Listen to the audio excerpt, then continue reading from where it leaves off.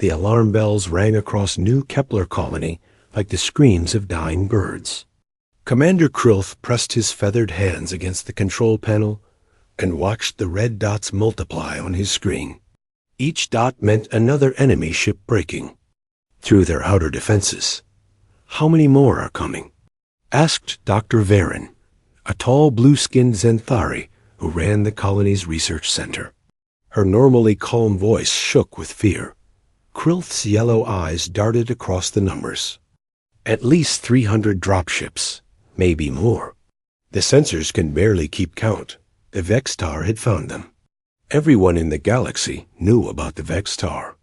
They were 8 feet tall with black shells like giant insects.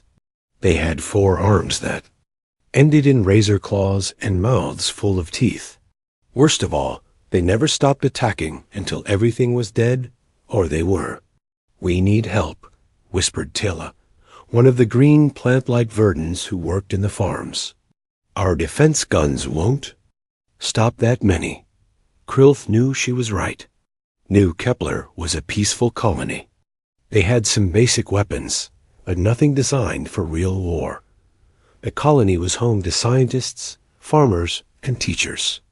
None of them were soldiers. The first explosions shook the ground.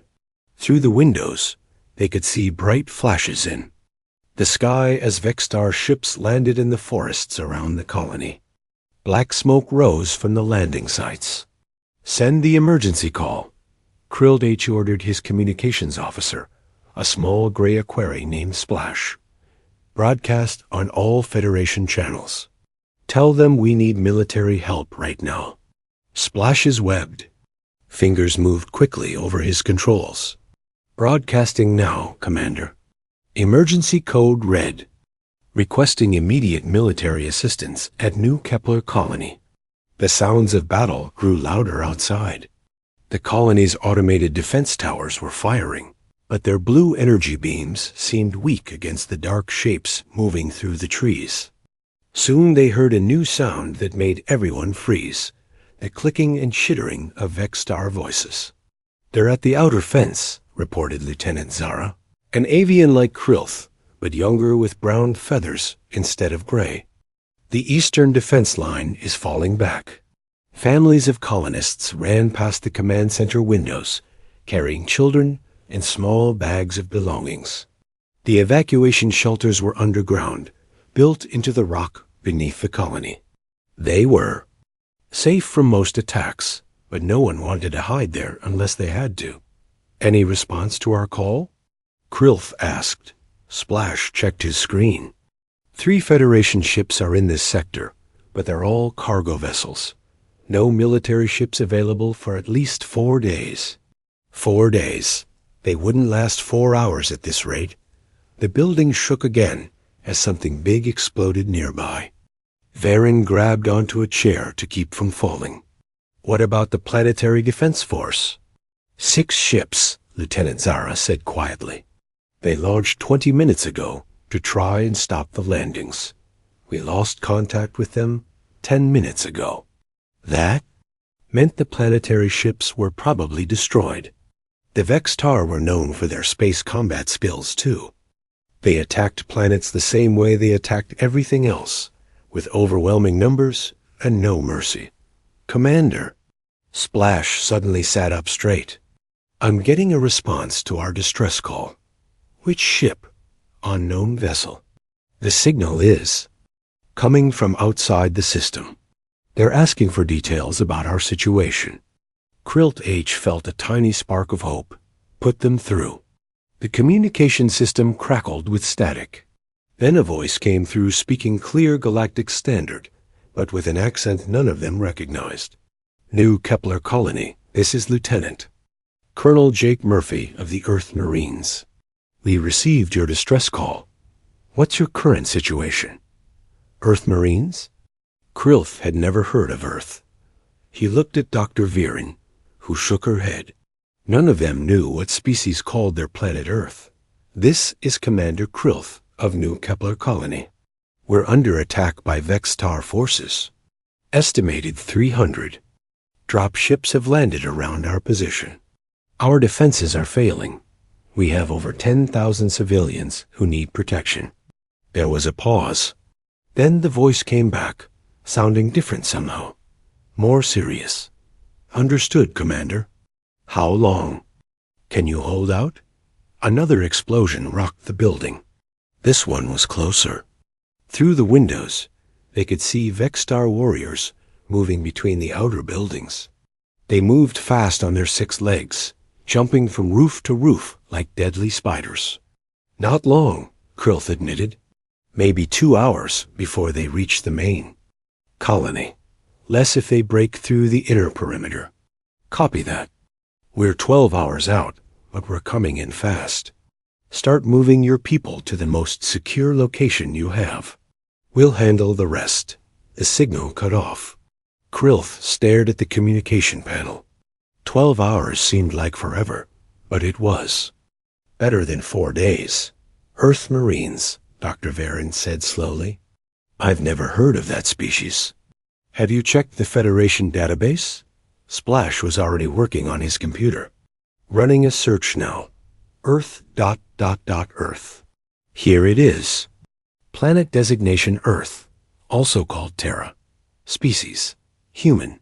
Status. Recently contacted. Warning level. He stopped reading and his face turned pale blue. What's the warning level? Lieutenant Zara asked. Deathworld, Splash whispered. The planet is classified as a death world. Extreme gravity, dangerous weather, predatory wildlife. The report says most Federation species cannot survive on the surface without life support. The room went quiet except for the distant sounds of battle. Death worlds were rare. Most intelligent life evolved on peaceful planets with gentle environments. Only the toughest, most dangerous species came from death worlds. What does it say? About the humans? Dr. Viren asked. Splash kept reading. Bipedal, carbon-based, average height 6 feet. They're omnivores who evolved from persistence hunters. It says they can run for hours without stopping. Their bone density is 3 times galactic average. Their muscle fibers are designed for sustained combat. Persistence hunters? Krilth had heard the term, but hoped he was wrong about what it meant. They hunt by chasing their prey until it dies of exhaustion, Dr. Varen explained. Her voice was very quiet. It's one of the most feared hunting methods in the galaxy. The building shook again. This time they could hear Vexstar clicking sounds. Much closer. The inner perimeter was under attack. So we called for help, Lieutenant Zara said slowly, and Deathworld predators answered. At least they're coming to help us, Krilth said, though he wasn't sure if he believed it. Send word to all civilian areas. Full evacuation to the underground shelters. Security teams fall back to defensive positions around the shelter entrances. As his officers ran to carry out orders, Krilth looked out the window at the burning colony. In 12 hours, they would either be saved or dead. And their rescuers were coming from a world so dangerous that most of the galaxy couldn't even visit it. He wondered if asking for help had been a mistake. But as another explosion lit up the night sky, he decided that even dangerous allies were better than no allies at all. 12 hours earlier, Lieutenant Colonel Jake Murphy stood in the briefing room of the heavy cruiser Wolverine. The ship was moving through space at maximum speed toward a planet he had never heard of before today. All right, Marines, listen up, Jake said to his team. Around the metal table sat his best soldiers. Sergeant Lisa Rodriguez checked her weapon while Corporal Danny Walsh studied a map on his tablet. Private First Class Amy Carter was cleaning her rifle with the care of someone who trusted her life to it every day. We got a distress call from something called New Kepler Colony, Jake continued. They're under attack by hostiles called the Vexstar. Intelligence says these Vexstar are bad news. Big, fast, and they don't take prisoners. Staff Sergeant Mike Torres looked up from his notes. How many enemies are we talking about, sir? At least 300 dropships worth. could be more by the time we get there. Jake touched a button, and a hologram appeared above the table. It showed a planet with green continents and blue oceans. The colony has about 10,000 civilians and very few real weapons. Lisa whistled low. That's a lot of civilians to protect. The colonists are different species, Jake said. Bird people, plant people, fish people. None of them are fighters. They're scientists and farmers. Danny laughed. Sounds like they called. The right guys for help. Jake pressed another button. New images appeared showing the different alien species from the Federation database. The aliens looked fragile compared to humans. Even the tallest ones seemed delicate, with thin bones and soft features. Here's the interesting part, Jake said. These aliens have never met humans before. Their computer files say Earth is a death world. They think our planet is too dangerous for most life. Amy looked confused. Death world? What's that supposed to mean? It means they think Earth is a nightmare planet where everything tries to kill you, Mike explained. High gravity, dangerous weather, predators everywhere. To them, we're basically monsters that somehow learned to use tools. The team exchanged looks. They had all grown up on Earth. They knew it could be tough, but it was home. Mountains to climb, oceans to swim in, forests to explore. Sure, there were dangerous animals in bad weather sometimes, but that just made life interesting. So they asked for help and got us, Lisa said. I bet they're in for a surprise. Jake nodded. The plan is simple. We drop in hard and fast, break the enemy lines, and protect the civilians until they can evacuate or until backup arrives. Standard rescue operation. He touched the controls again. This time the hologram showed their drop zone, a flat area, near the colony where the Vextar had set up a forward base. Intel on the enemy shows they're about 8 feet tall, 4 arms, natural armor plating. They use claw weapons and some kind of energy guns. They're fast and aggressive, but not very. Smart about tactics. Danny studied the enemy images. They look like giant bugs. Pretty much. They swarm their targets and rely on numbers to win. The good news is they've probably never fought anyone who fights back as hard as we do. Amy raised her hand. What? About the colonists? Will they be able to tell us apart from the bad guys? Good question. The aliens will probably be scared of us at first. We're going to look like armored monsters dropping out of the sky. Try to use the translation devices. And identify yourselves as Earth Marines when you can. Mike was checking his equipment list. What's our loadout, Colonel? Full Mark 7 armor, standard weapons package, plasma rifles, explosive rounds, close combat gear. We're going in heavy since we don't know what we'll face down there. Jake looked around the table at his team. These were good soldiers. Lisa had fought in the border wars and never lost a man under her command. Danny was the best demolitions expert in the fleet. Amy was young, but had perfect aim and nerves of steel. Mike could organize anything and never got tired. Questions? Jake asked. Lisa raised her hand. Sir, what if the aliens don't want our help once they see us? If they think we're as dangerous as the Vextar, then we protect them anyway. Our job is to save those civilians, whether they like us or not. The ship's computer announced that they were 6 hours from the target system. Jake dismissed his team to prepare their gear and get some rest stop in the armory. The Marines put on their power. Armor. The Mark 7 suits were black metal and ceramic, designed to stop bullets and energy beams. Each suit had computers that could translate languages, medical systems that could keep a soldier alive even with serious wounds, and strength boosters that let a human lift half a ton. I wonder what those aliens will think when they see us, Amy said as she tested her suit's systems. Probably the same thing the Vextar will think, Danny replied. Oh no, here come the humans. Lisa was loading her rifle with explosive rounds. Each bullet could punch through armor and explode inside the target. The intel report said most Federation species evolved without any predators. They don't understand violence. Must be nice, Mike said. Living on a planet where nothing wants to eat you. Sounds boring to me, Amy replied. How do you get strong if nothing ever challenges you? Jake listened to his team talk while he checked his own equipment. They were right about one thing. These aliens had lived very different lives than humans. No wars, no dangerous animals, no need to fight for survival. That made them peaceful, but it also made them helpless when real violence found them.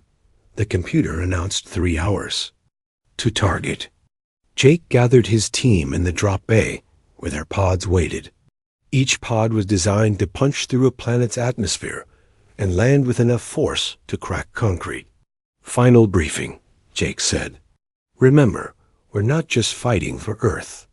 Today, we're fighting for 10,000 innocent people who can't fight for themselves. The aliens might be scared of us, but the Vextar should be terrified. The ship's captain spoke over the communication system. Colonel Murphy, we're picking up radio signals from the planet. The colony is still transmitting, but there's a lot of fighting going on. Understood, Captain. How long until drop? 2 hours, sir. We'll get you as close as possible. Jake looked at his Marines. They were checking their weapons one last time and sealing their helmets. These soldiers had trained their whole lives for moments like this. They came from a world that had taught them to be tough, to never give up, and to protect those who couldn't protect themselves. Lock and load, Marines, Jake said. Time to show the galaxy what Earth's finest can do. The drop pods hummed too. Life, their systems running final checks. In 2 hours, the Vextar would learn what it meant to fight humans. And the aliens of New Kepler would discover that sometimes the scariest monsters make the best friends. The drop pods fell through New Kepler's atmosphere like burning stars. Inside his pod, Jake Murphy watched the ground rush up to meet him.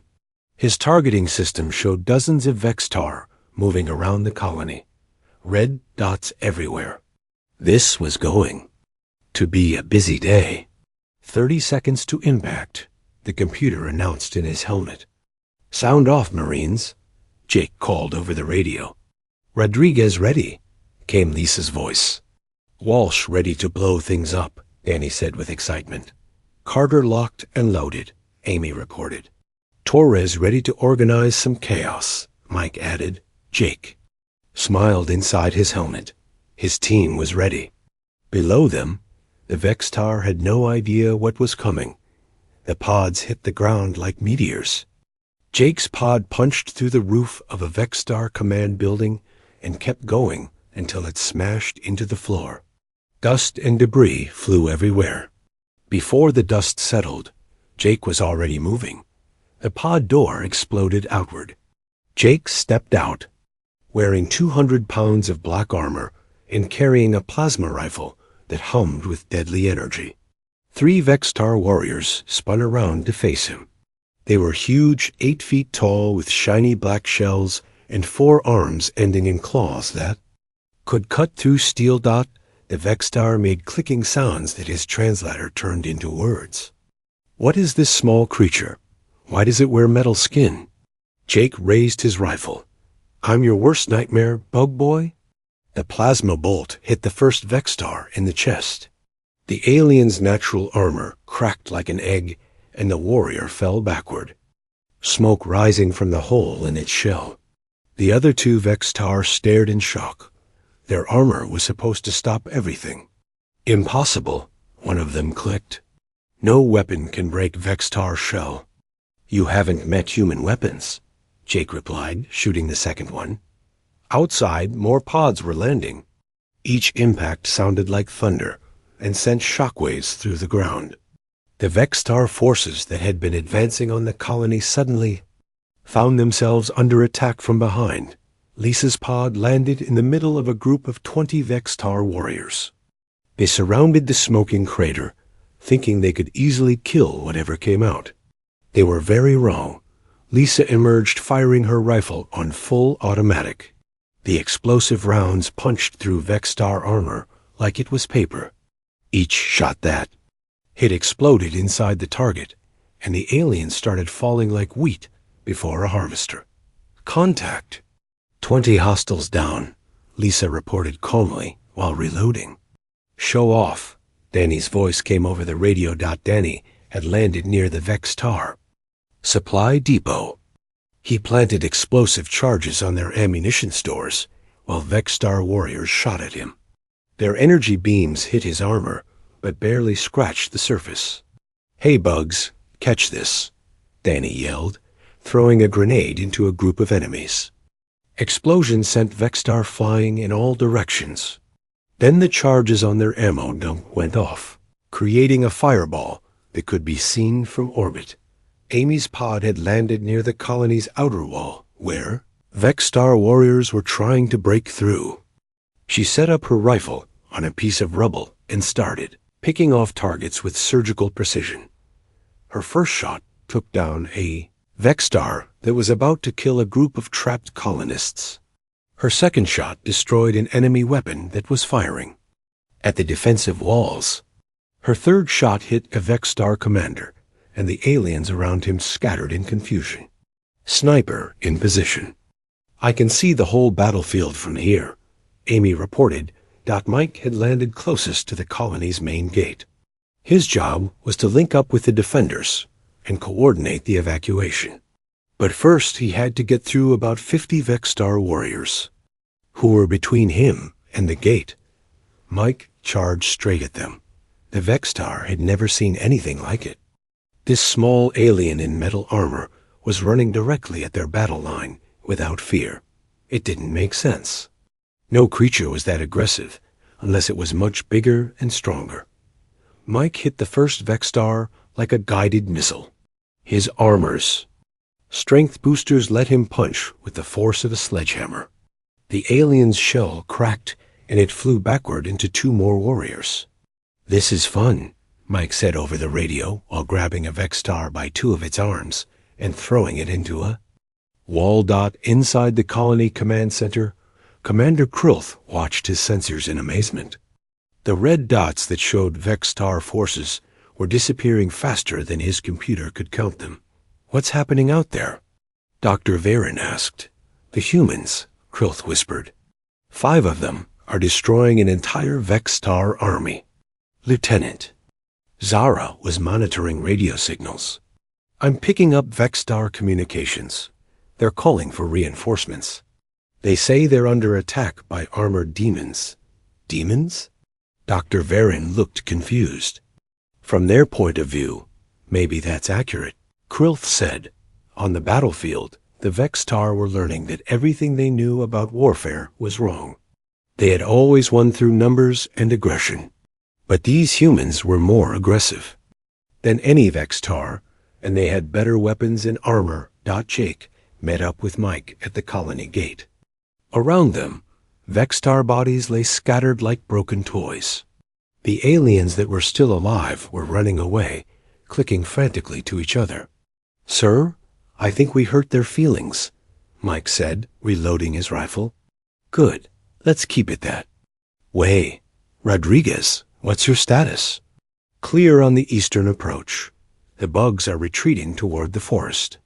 Walsh, how are those explosions coming? Beautiful, sir. I've taken out their supply lines and 3 command posts. They can't coordinate their forces anymore. Carter, you still have Overwatch? Yes, sir. I count about 200 Vexstar pulling back to the landing zone. They're trying to regroup.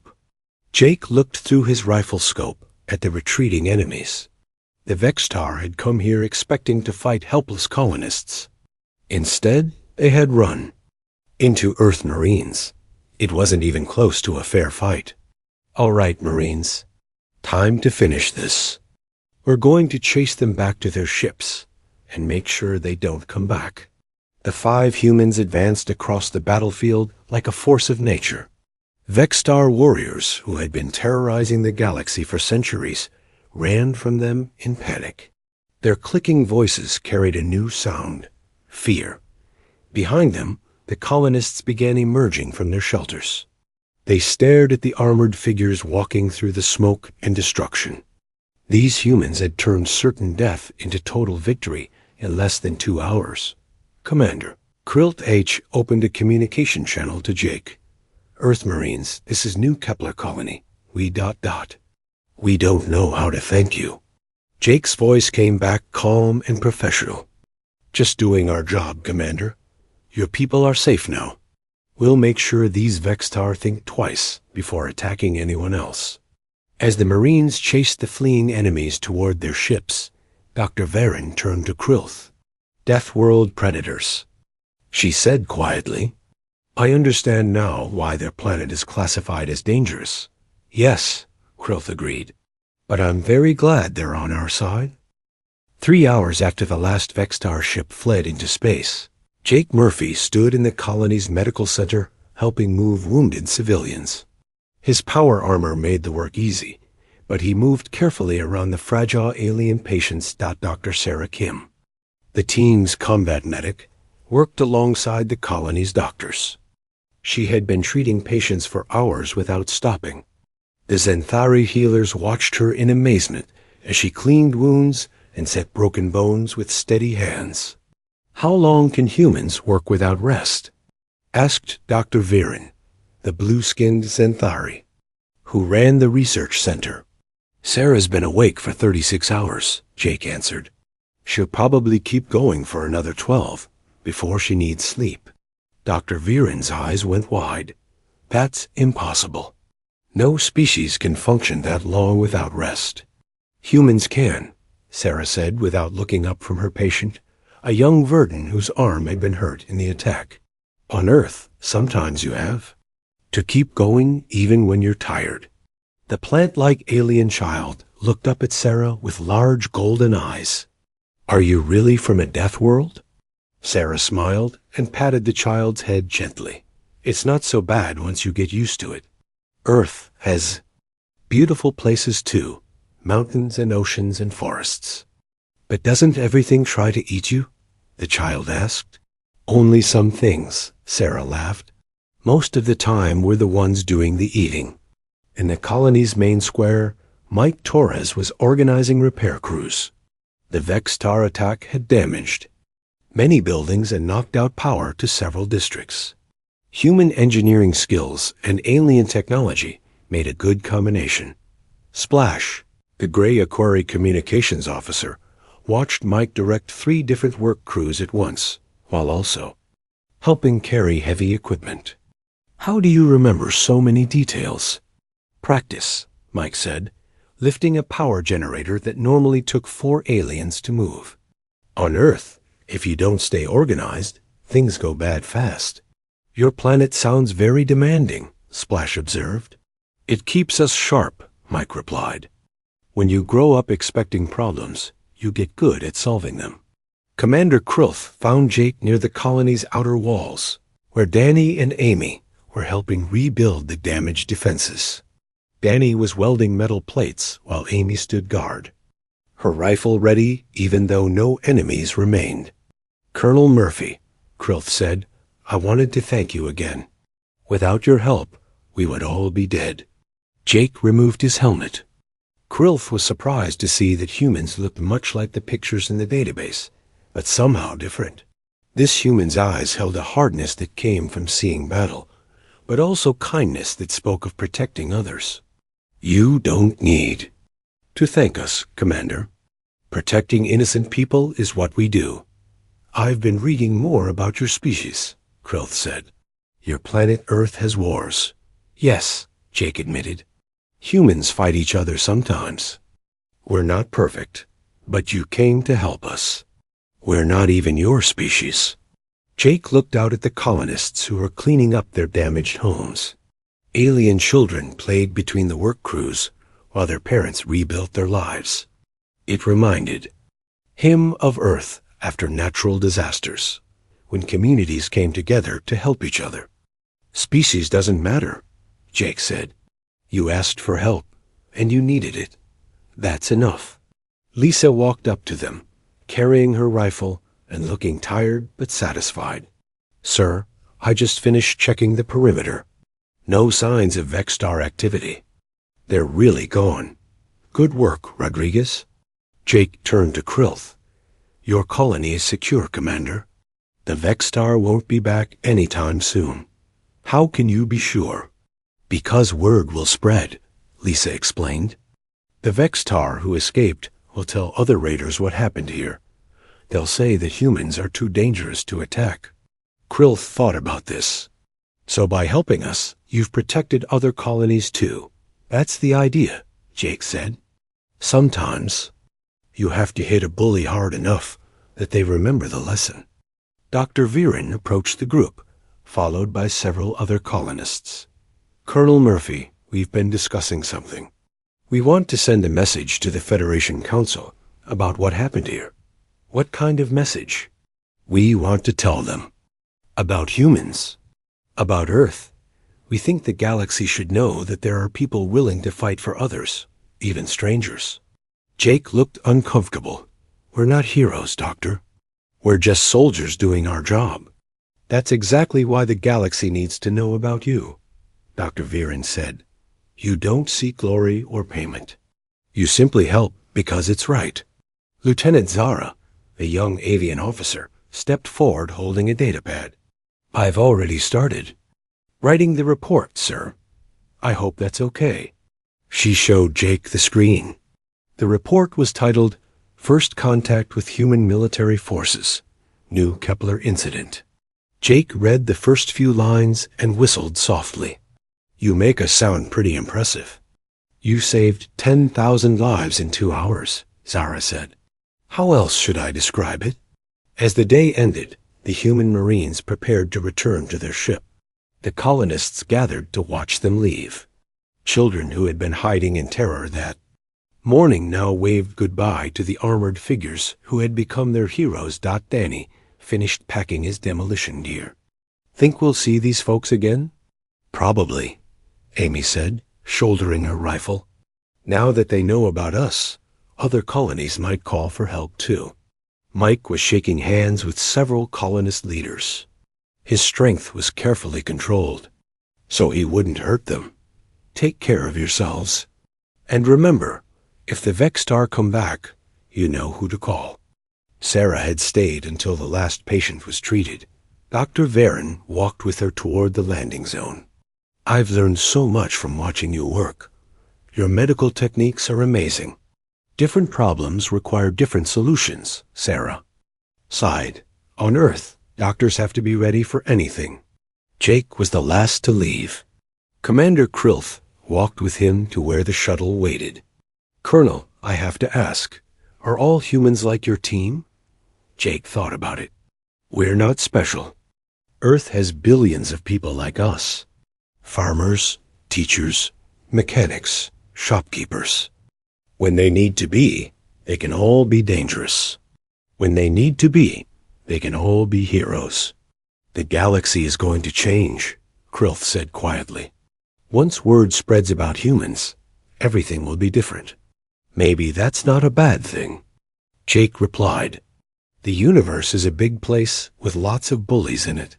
Maybe it's time they learned that the good guys can fight back. Jake boarded the shuttle, and it lifted off into the night sky. As it disappeared among the stars, Krilth sent his report to the Federation Council. In it, he wrote about the day 5 humans changed everything. The report ended with a simple recommendation. Any future threats to Federation colonies should be met with immediate human military response. Classification: Essential Alliance. Priority: Maximum. Across the galaxy, other species would soon learn what the Vexstar had discovered at New Kepler. When you ask for reinforcements and get Deathworlders in armor, you get more than soldiers. You get guardians who will cross the void to protect strangers, simply because it's the right thing to do.